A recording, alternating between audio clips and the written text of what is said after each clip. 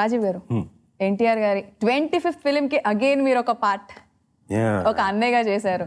So నిజంగానే వాళ్ళిద్దరూ చాలా చిన్నప్పటి నుంచి చాలా మంచి ఫ్రెండ్స్ అండి. అవును, ఇలాంటి అద్భుతమైన క్యారెక్టర్లో కలుసుకోవడం తారక్తో నాకు చెప్పు రాజా ఆగు చెప్పండి. తారక్తో ఏంటంటే నేను వింటున్నా. సర్లే ఒక నిమిషం. తారక్తో ఏంటంటే అండి 15 ఏళ్ళ నుంచి దగ్గరగా చూసిన వ్యక్తిని. ఇప్పుడు ఆ పర్సన్ ఎమోషన్స్ అవన్నీ అంటారు కదా, is a basically very emotional person. మరి నువ్వేంటి? నేను అదే, అందుకే కదా మరి హీజ్ అంటే మరి విఆర్ అనాలి. హీ అంటే నేను స్పెషల్ అన్నట్టు నువ్వు కాదే. VR emotional person. సో అదే అదే కరెక్ట్. ఫ్యామిలీ కానివ్వండి, లవ్, అఫెక్షన్ ఇవన్నీ తనకి సునాయాసంగా చేస్తాడు. ఈ పర్టికులర్ సినిమాకి నువ్వు అంటే ముందు ఆల్రెడీ కథ చూచాయిగా అలా చెప్పాడు. నాకు ఎప్పుడో ఇంటి దగ్గర ఉన్నప్పుడు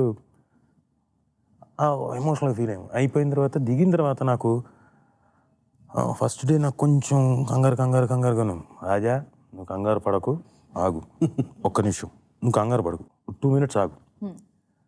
కాదు ఆగు. తను నాకు బాగా హెల్ప్ చేశాడు.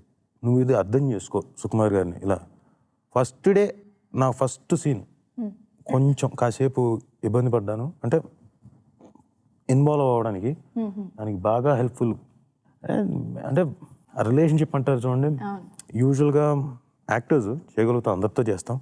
బట్ ఇక్కడ ఉన్న కొంచెం ఓ ఫ్రెండ్షిప్ లెవెల్ కొంచెం అంటే అందరితో ఉంది, బట్ ఇతనితో అందరికీ తెలుసు ఎక్కువ. అది నాకు బాగా హెల్ప్ అయింది. తను ఈజీగా కనెక్ట్ చేసి దా అని చెప్పేసి సీన్స్ చేసేటప్పుడు కూడా పెద్ద కష్టపడలేదు నటించడానికి. ఎందుకంటే చేసేవాళ్ళు ఉన్నప్పుడు ఎదురుగా ఈజీగా చేస్తాం. సో ఆ విధంగా ఈ సినిమాలో మా తమ్ముడు అభిరామ్, మా ఇంకో తమ్ముడు అవసరాలు శ్రీనివాస్ గారు. ఒక్కసారి భుజం మీద చెయ్యేశాక వాడి ఎదవైనా ఏఆర్ రెహమాన్ అయినా ఫ్రెండే.